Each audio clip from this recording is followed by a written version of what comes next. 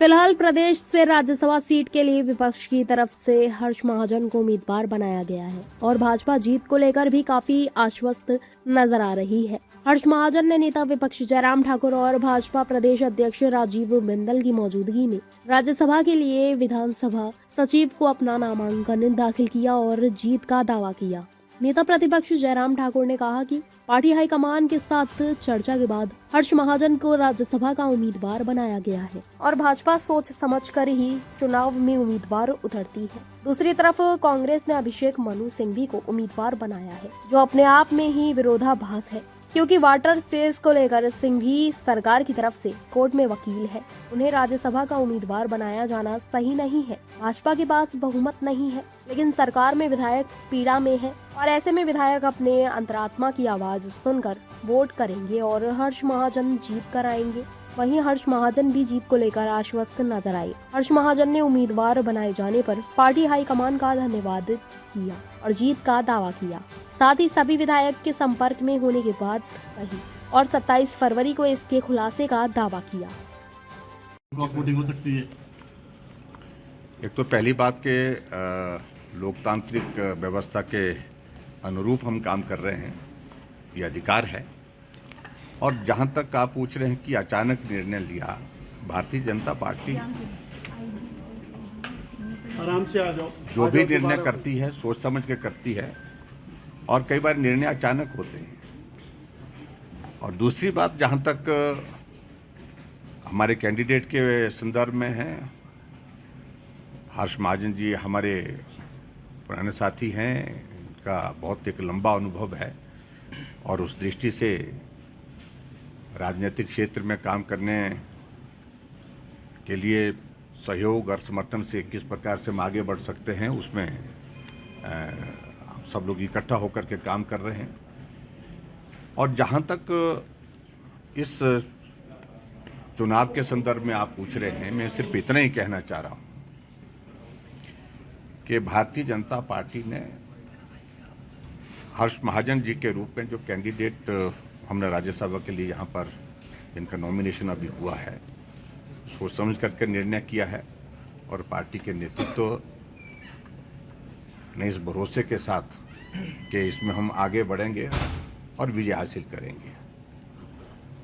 और जहां तक रही कांग्रेस के कैंडिडेट के संदर्भ में, मैं सिर्फ इतना ही कहना चाह रहा हूं कि विचित्र परिस्थिति है।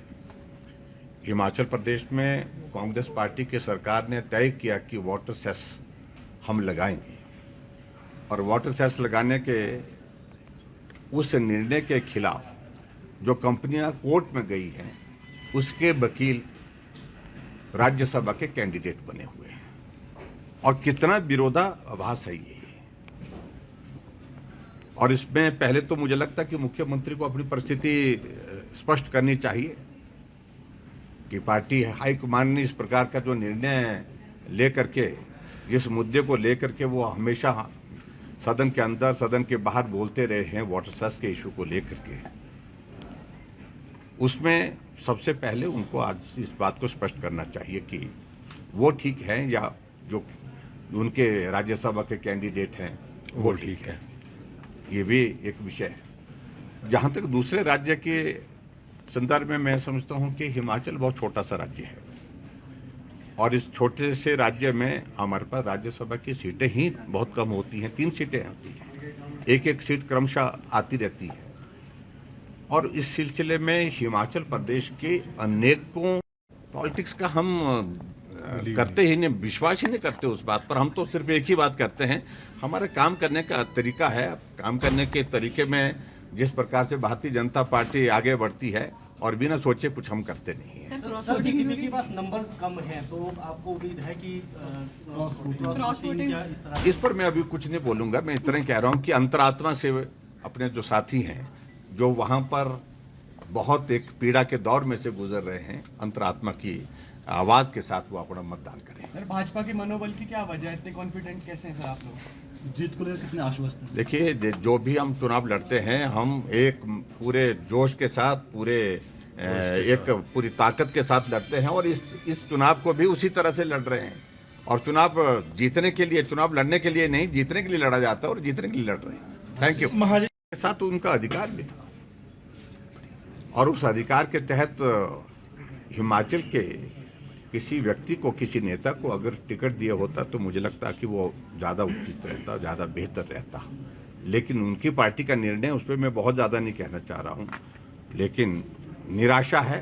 जो टिकट के इच्छुक थे, जो चुनाव लड़ना चाहते थे और जो अधिकार रखते थे, जिनने पार्टी के लिए बहुत बड़ा योगदान दिया हुआ उस पार्टी में, और आज वो वंचित हुए इस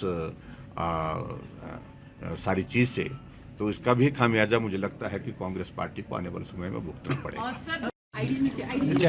पहले मैं बोलना चाहूँगा कि मेरा सौभाग्य है कि मैं भारतीय जनता पार्टी के उम्मीदवार चुना गया, और मैं धन्यवाद करना चाहता हूँ तमाम नेतृत्व का, मोदी जी का, अमित शाह जी का, नड्डा जी का, हमारे जयराम जी, हमारे बिंदल साहब का, और तमाम इनके नेतृत्व का कि जिसने मेरे को इसका काबिल समझा, योग्य समझा।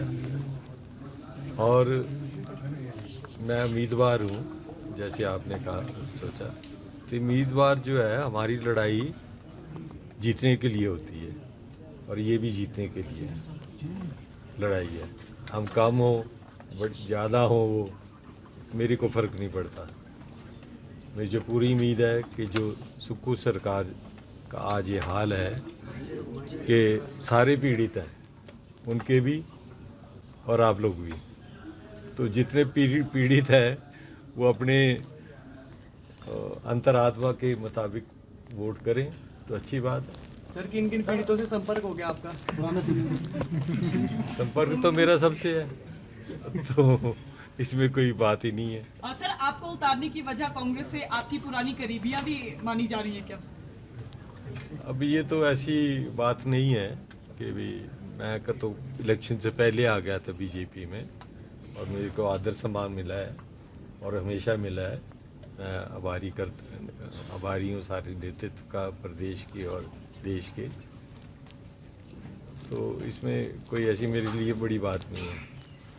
हमने बड़ी लंबी बाड़ी खेली हुई है। सर, जीत कैसे मिलेगी? थोड़ा मैथमेटिक्स समझा दीजिए सर, क्योंकि 25 ही विधायक है भाजपा के। तो मैथमेटिक्स तो आपको 27 को पता लगेगा।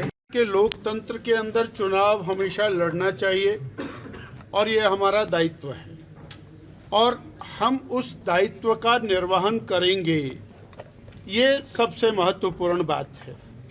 आज लोकतांत्रिक प्रक्रिया के अंतर्गत हमारे राष्ट्रीय नेतृत्व ने और श्री हर्ष महाजन जी को उम्मीदवार के रूप में प्रस्तुत किया है, और नेता प्रतिपक्ष और भारतीय जनता पार्टी सब लोग मिल करके इस चुनाव को लड़ेंगे। अंततोगत्वा लोकतंत्र है, लोकतंत्र में कोई जीतेगा कोई हारेगा, परंतु लोकतंत्र में चुनाव को खाली नहीं रखा जा सकता, ये निर्धारित है, और उसी कड़ी के अंदर हम चुनाव लड़ रहे हैं। Thank you.